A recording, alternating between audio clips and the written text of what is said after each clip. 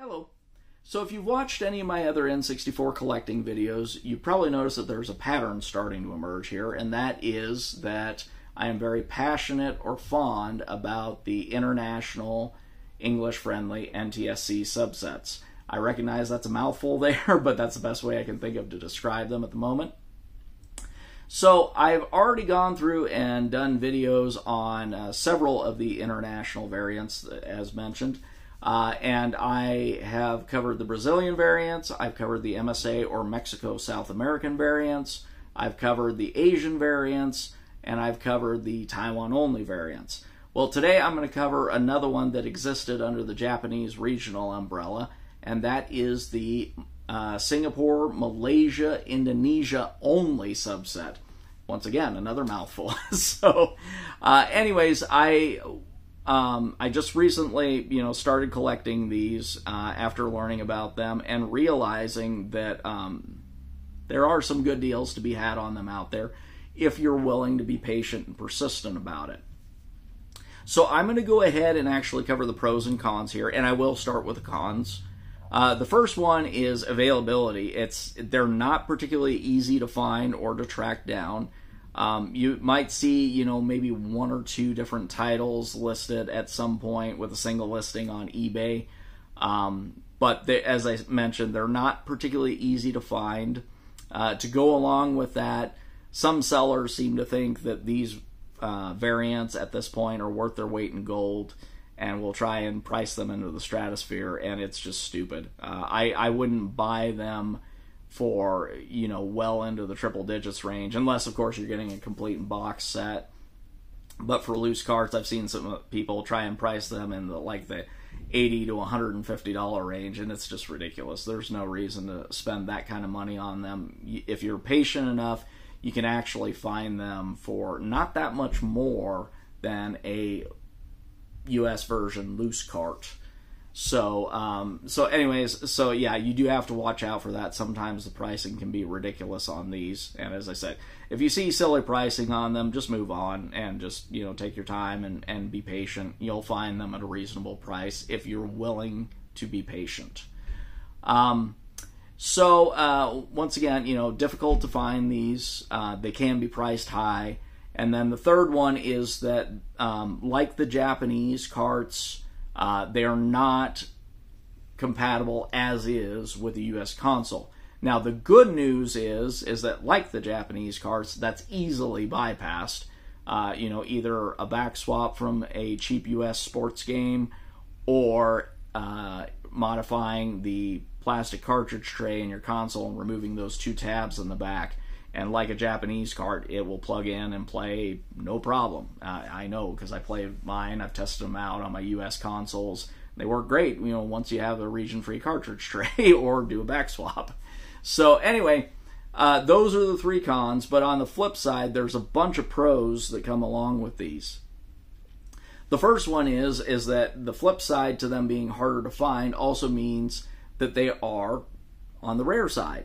So, in terms of getting something that's unique for your collection, that's not something that, everybody and their dog who collects N64 games has, yeah, you've got something unique there, particularly if you end up collecting the whole set, because there aren't a ton of people out there who have the whole set. As far as collecting goes, and you might be worried about cost or the number of cartridges, maybe you've got budget or space concerns with these. Another huge advantage for this subset is there are only 4 of them.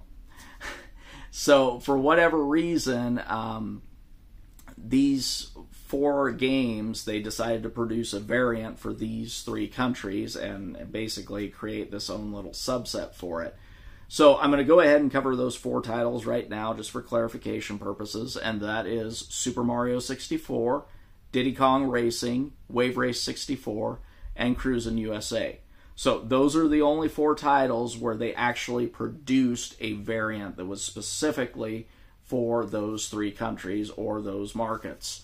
So yeah, if you're looking at budget or space concerns, I would actually say this is one of the best sets that you can collect because you only have to worry about getting 4 loose carts. If you're super tight on space, 4 loose carts or even 4 complete in box is not going to take up a lot of space. And as I said, if you're patient and persistent on it, you can definitely get some decent deals on these that are not that much more expensive than their U.S. counterparts. You just have to watch out for the people out there who try and price them into the stratosphere and just avoid them.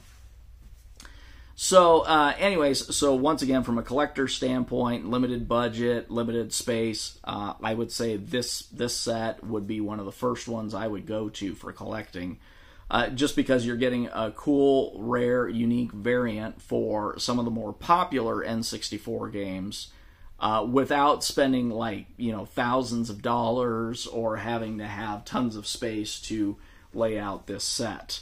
So anyways, so once again, for space and budget concerns, great set to collect. As mentioned, it's fully compatible with a US console. And to get to the next pro on this one, unlike the Japanese regional versions, all of these have the English version ROMs on there, specifically the exact same ROMs that they put in from the factory on the US versions are what they flash to these carts. So you're playing the exact same game that you would get if you bought a US version cart here. So you're not going to run into any language barrier issues or any weird goofy quirks or anything like that. And as I said, beyond, just making that adjustment for the offset regional tabs on the back of the cart, whether it be a back swap or whether it be a region-free cartridge tray in your N64, that's all it's going to take to play these things without issue. And as I said, you won't have any language barriers or any other hardware compatibility issues with them. So anyways, by the time you factor all those things in together, in my opinion, this is, there's no reason not to go out and pick up this set, and to go out and look for it. Now, for my part, I've picked up 2 of the titles, so I have half the set. So after only 2 purchases, but I didn't go looking anywhere, out of the country. Believe it or not, I found both of these here in the U.S. via eBay. I found Cruisin' USA in a shop in Michigan that they just had a listing on eBay. And then I found another guy who was just looking to get rid of some extra few carts, and he happened to have the Singapore, Malaysia, Indonesia only version of Super Mario 64. Now, one of the other cool things and a pro, in my opinion, on these carts is the identifiers. It's very easy to identify these because if you look at them, where you would normally find the ESRB logo on the US cart, it's the same artwork otherwise, but right here, and I know it's going to be really tough to see that small print on the camera there, my apologies on that, it actually says Singapore, Malaysia, Indonesia only there, and then has the same writing there in one of the other languages. I'm not sure which one it is. But anyways, it's there. And then in addition, they do have their own serial code. It ends on the bottom line here with ASI, which is unique to this subset.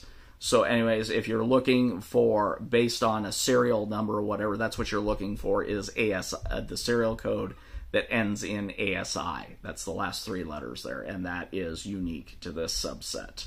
So anyways, but as I said, when you see that standing out there, as I said, it does make it stand out. Anyways, and then, of course, here's the Cruisin' USA there, and it's same thing on there. Now, with Cruisin' USA, I actually did pick up, believe it or not, my first box.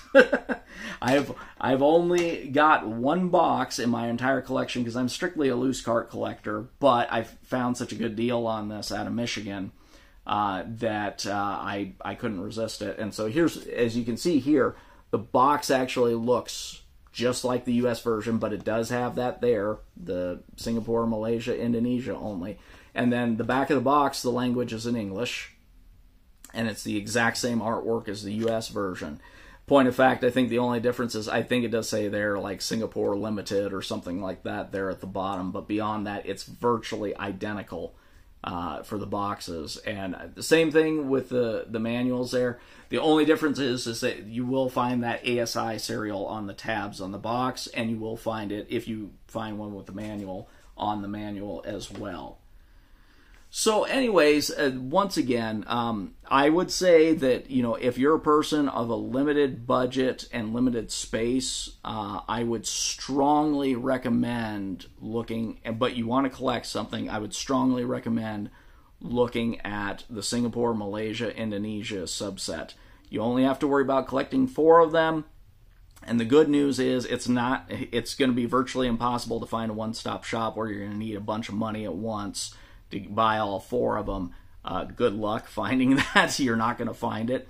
It took me, you know, about a month to put these 2 together, and basically right now I'm in kind of a dead spot where I haven't been able to find anything for about the last 2 months. You know, at least not reasonably priced anyways. So, as I said, do yourself a favor, spend some time if you're interested in collecting a unique subset with not a lot of money, not a lot of space. You can probably do a loose cart set. I would say probably in the neighborhood of about $300 to $350, which sounds like a lot, but when you're talking about collecting a complete N64 set of any kind, $300 to $350, that's nothing.